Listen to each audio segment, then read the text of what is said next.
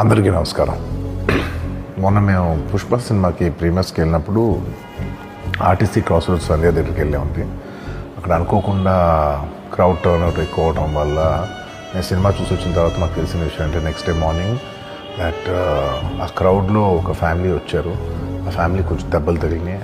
ముఖ్యంగా ఒక lady, the mother of 2 children, ఆవిడ రేవతి గారని, ఆవిడ నెక్స్ట్ డే మార్నింగ్ అన్ఫార్చునేట్గా ఆవిడ ఆ తొక్కిస్టాట్లో దెబ్బలు తగిలి ఆవిడ చనిపోయారని తెలిసింది. అది తెలియగానే మేము సుకుమార్ గారు, మేమందరం మొత్తం ఎంటైర్ టీమ్ ఆఫ్ పుష్ప అందరం సడన్గా డిసప్పాయింట్ అయిపోయి ఒక షాక్లోకి వెళ్ళాము. ఎందుకంటే అసలు ఇట్స్ వెరీ అన్ఎక్స్పెక్టెడ్. ఎందుకంటే లాస్ట్ 20 ఏళ్ళుగా ఆల్మోస్ట్ అన్ని సినిమాలకి మెయిన్ థియేటర్కి వెళ్ళి సినిమా చూసి వస్తాం అనేది ఒక తెలియని ఆనవాయితీ లాంటిది. అండ్ ఇన్నేళ్ళుగా ఎప్పుడు జరగలేదు. సడన్గా జరిగేసరికి మేమందరం కూడా చాలా డిసప్పాయింట్ అయ్యి